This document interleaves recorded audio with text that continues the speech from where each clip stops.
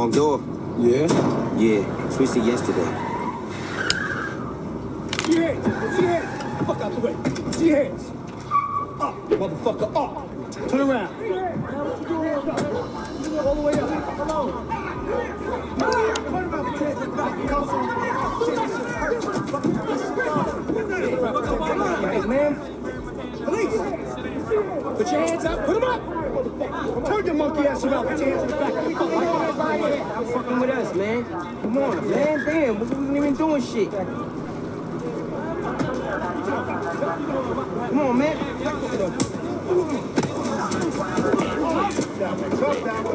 Come on, motherfucker!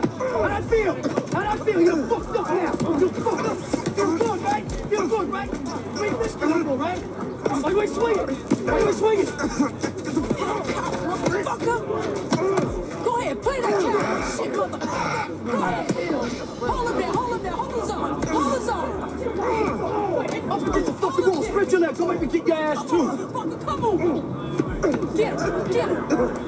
You wanna hit a cop! What's wrong with you, boy? You wanna hit a cop! What up, though? Today we talking about Bodie Broadus from The Wire. But this ain't just about TV. This is about the streets.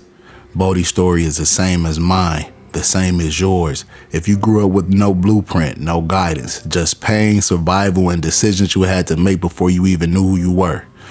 This one's for the young niggas still stuck in it, and for the crash out generation that don't realize that they worth more than clout.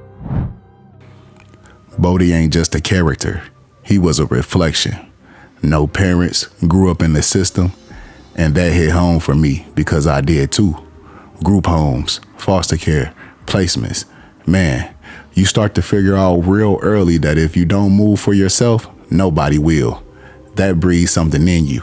Toughness, yeah, but also pain, anger, resentment, and sometimes silence.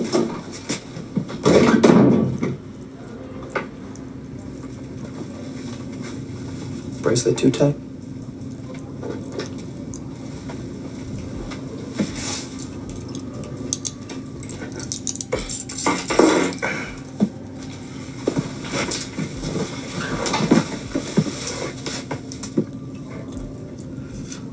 You racking up all kinds of points, ain't you?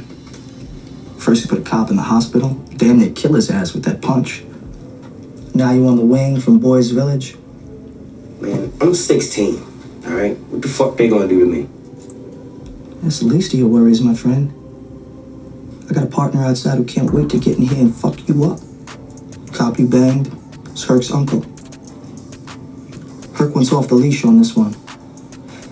And, I suppose you at the other end of that leash, huh?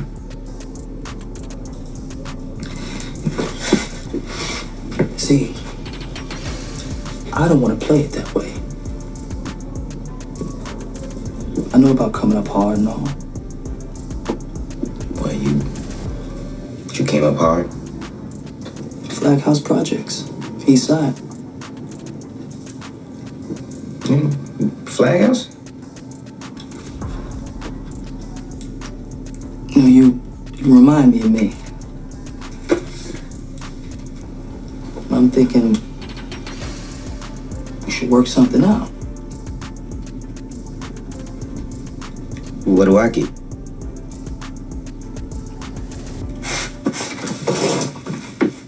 I remember being young, angry, and feeling like I had to prove something.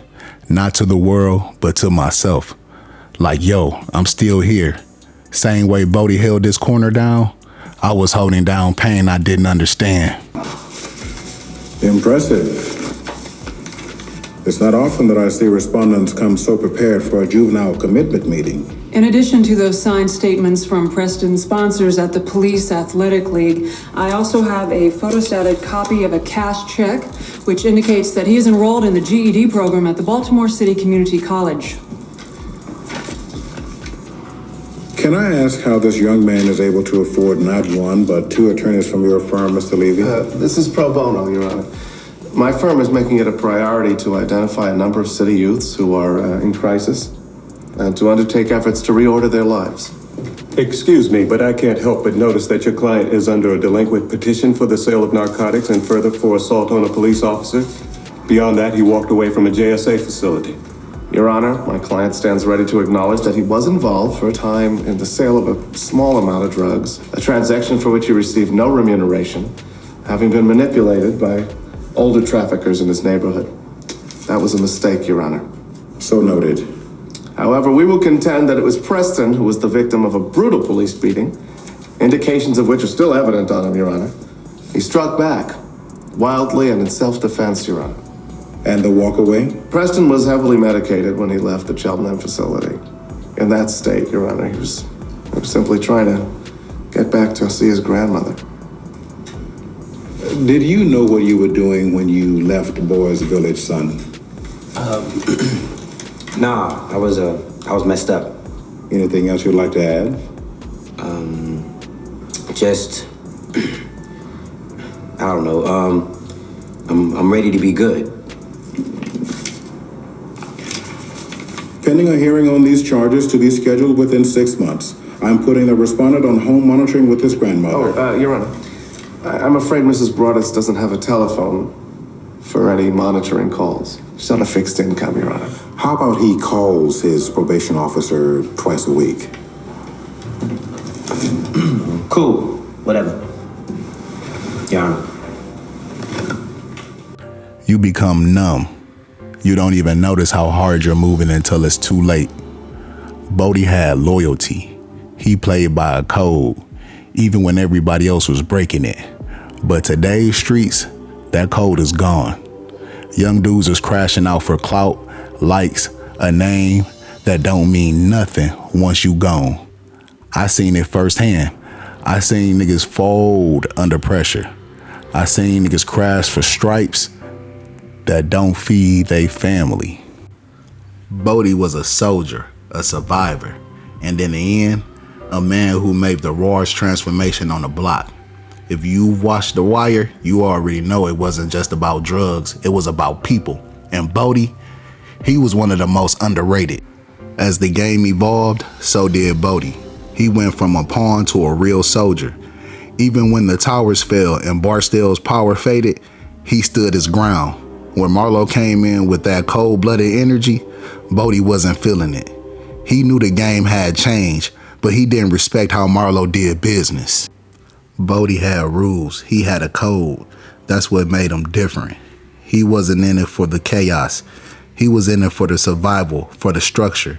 And when that structure broke down, he started questioning everything. Most powerful scenes in the whole series is when Bodie tells McNulty he feels like he's the last man standing. That moment right there, that's not just about the game. It's about identity, about being tired of watching your people get taken out and feeling like you're fighting a losing war. That's when you realize Bodie ain't just a dealer. He's a product of the system. The streets made him, but even he saw the system was broken. And he chose to stand on something, even when it cost him everything. Bodie's story is a lot like young dudes in the system, raised by the streets, loyal to a fault, trying to survive, but wanting more. He was flawed but real, a soldier with a conscience. And that's why when he got chipped, that shit hit hard. Because in a world full of snakes, killers, and cowards, Bodie was one of the few who stayed real to the end. From day one, Bodie was in the trenches, a young corner boy raised by the game. No parents, no real guidance, just the rules of the streets. He came up under D'Angelo and the Barstool crew, learning the basics. But from the jump, you could tell he had a mind of his own. Y'all know him? Marlowe? Yeah, he was here. No, he ain't. Get those spider bags. You won't need them. Spider bags. You didn't talk to him? I couldn't find the motherfucker. Man, we just walk up. You're gonna bump.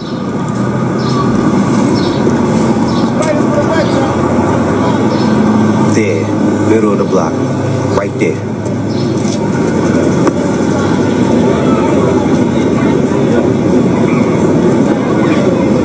Hey, yo, where that whistle at?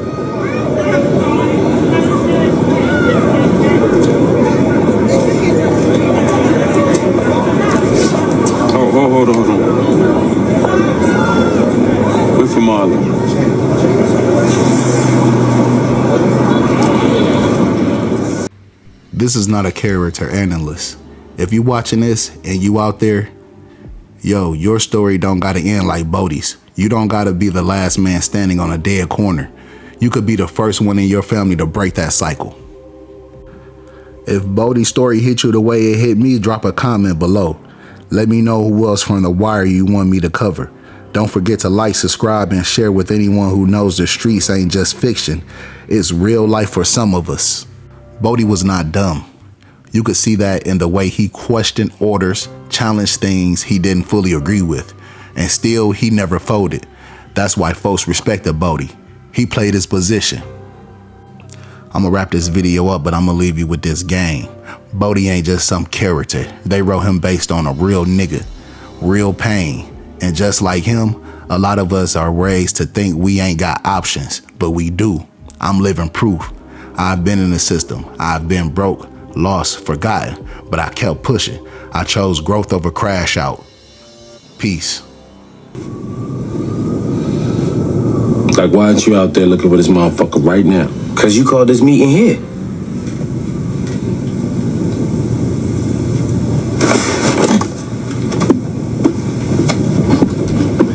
Shut the door. Yeah, I ain't no suit-wearing businessman like you. You know, I'm just a gangster, I suppose. And I want my corners.